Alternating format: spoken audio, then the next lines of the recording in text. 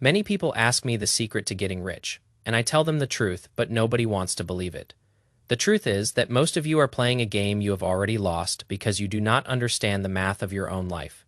If you have any extra money right now, you are probably stuck between three options, either paying off debt, saving it, or investing it. The thing that makes this so challenging is that there is no obvious right decision on the surface, and it depends on your priorities. But if you want to think like a billionaire instead of a consumer, you have to look at the numbers without the emotions. In this video, I am going to walk you through a real example using my own car loan that I recently took on. I am going to show you exactly how I think through this, whether I should pay off the car, save the cash, or buy stocks. Basically, I am showing you how to audit your own life so you stop being a slave to monthly payments. So let me ask you, do you have any debt on your car right now? And if you do, what is that interest rate? Go ahead and drop that number in the comments below, because if you do not know it, you are already losing.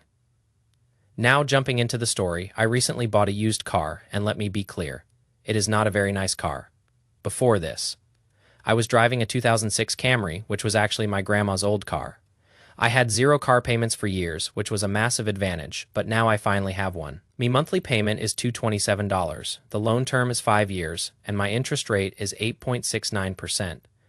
The balance I have to pay off is $10,719. And even though it is my first payment in years, it definitely sucks.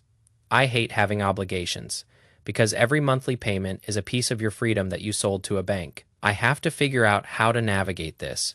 Do I pay it off as fast as possible, or just do the minimum? I feel like this is a very normal situation for most of you.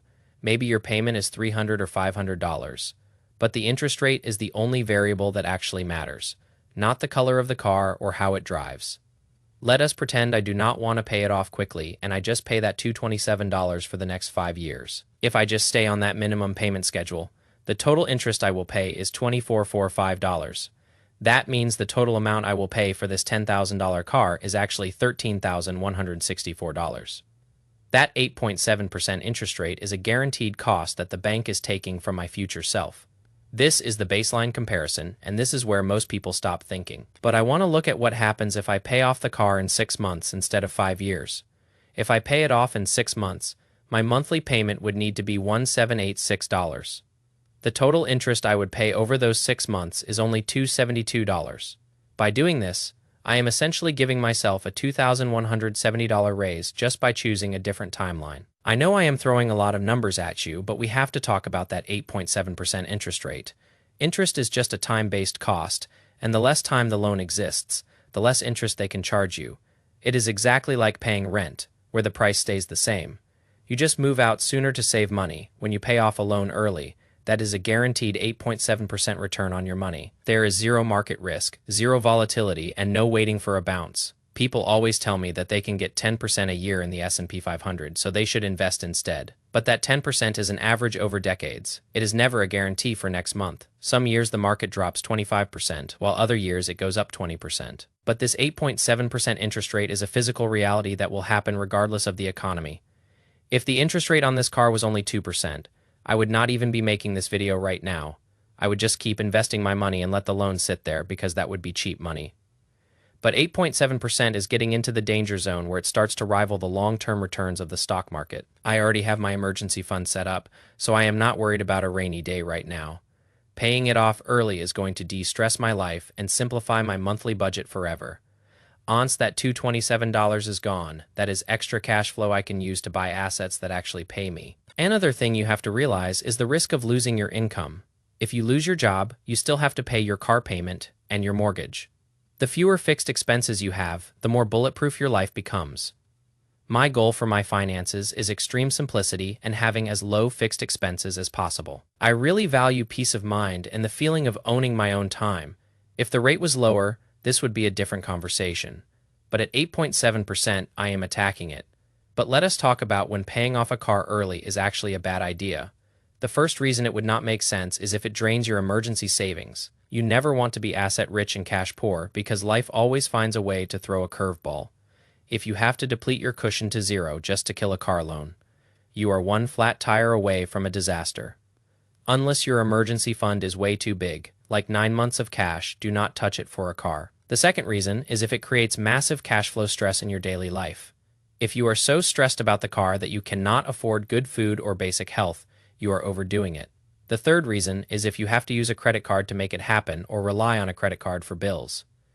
Credit cards are the ultimate wealth killer with interest rates hitting 25 or 30%. It would be statistically insane to pay off an 8% loan while carrying a 25% balance elsewhere.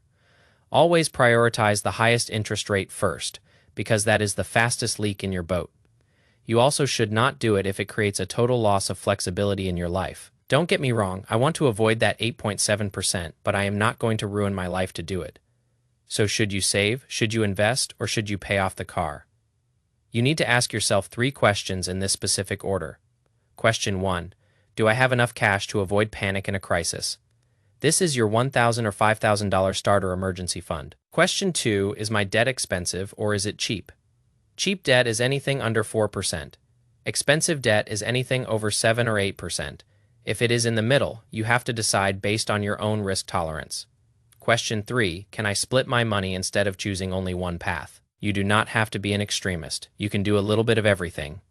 If you have $500 extra, you could save $200 and put $300 toward the car. The best part about personal finance is that whatever decision you make is temporary. You are not stuck with one strategy for the rest of your life. It is okay if your priorities change as you get older or as your income grows. Just stay aware of where the money is going and stop letting it leak out through interest. What I am personally doing is trying to pay off this car in exactly 6 months. The high interest rate is pushing me toward that early payoff because I love guaranteed wins. By paying it off by July, I am saving thousands in interest and freeing up years of future cash. It simplifies my finances and removes one more obligation from my list. This fits my specific situation because my income is stable and my savings are solid. My investing is actually going to stay the exact same during this period. I am still aiming to invest between $2,000 and $4,000 every month, but I am taking any extra income I get from this YouTube channel to kill the car loan. To be able to make money online is a massive blessing, and I am extremely grateful for it. I am going to save a little for taxes and then throw the rest at the bank to get them off my back. This car loan is now a liability on my road to a million series, which you will see in my updates. My net worth is going to drop next month when I add this loan in. And that is perfectly fine. It is just a temporary dip because I am trading cash for a reduced liability. There is no universal right answer that works for every single person watching this. Trade-offs matter a lot more than perfect optimization in the long run. The best decision you can make is the one that improves your position without breaking your spirit. Financial progress is just the combination of flexibility and consistency. If you can be consistent with your debt and your investing, you will be ahead of 90% of people.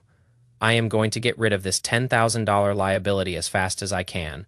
That will increase my net worth over time because net worth is just assets minus liabilities. I really hope you guys got some value from this breakdown of how I think stop letting the bank dictate your lifestyle and start taking control of the math.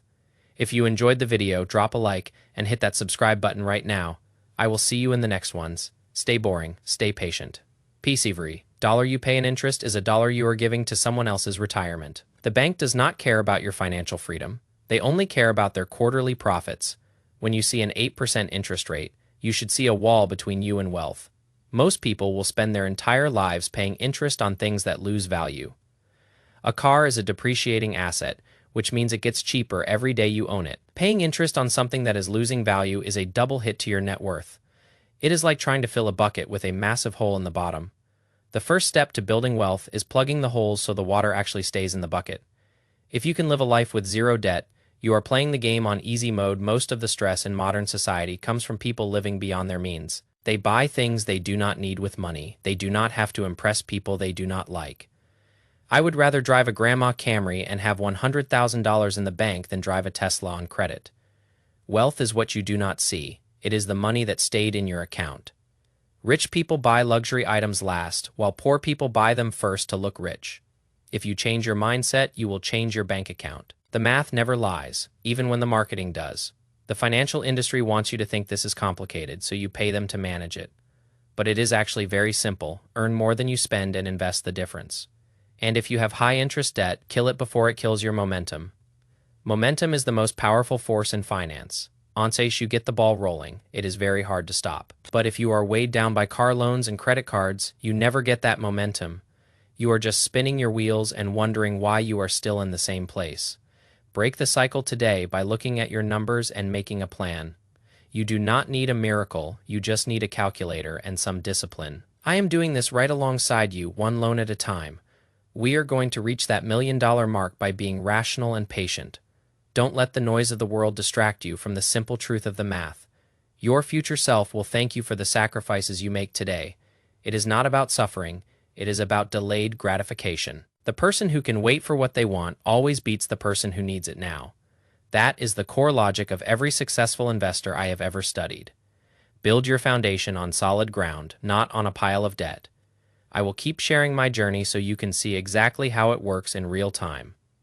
No fluff, no fake flex, just the real numbers and the real logic. Thanks for hanging out with me today. Go check your interest rates and start making a move. Stay boring, stay patient, peace. You have the power to change your trajectory starting right now. Do not wait for the perfect time, because the perfect time is a myth. The best time to plant a tree was 20 years ago. The second best time is today. The same applies to your bank account and your debt. Make the call, send the extra payment, and feel the power of taking control. Every time you reduce your debt, you increase your power. The world wants you to be a borrower, but I want you to be a lender. Be the person who earns interest, not the person who pays it. That is the flip that changes everything. Once you start earning interest, time becomes your best friend. Until then, time is your enemy because it just makes your debt grow. Switch sides as fast as you can. I believe in you. And I am here to help you navigate the mess. Let's get after it. Stay boring, stay patient, peace. Wealth is not just about having money, it is about having options. If you have to wake up and go to a job you hate because of a car payment, you are not free. Freedom is the ability to say no to things that do not align with your values. Every debt you pay off is a brick in the wall of your freedom. I do not want you to just survive. I want you to thrive, but you cannot thrive if you are always chasing the next payment. Stop the madness today. Look at your statements and admit where you are. Honesty is the first step toward wealth. The second step is a simple plan. The third step is showing up every day until the job is done. I am going to keep making these videos as long as they help you think better. Because when you think better, you live better. Money is just a tool, but it is a tool that requires a manual.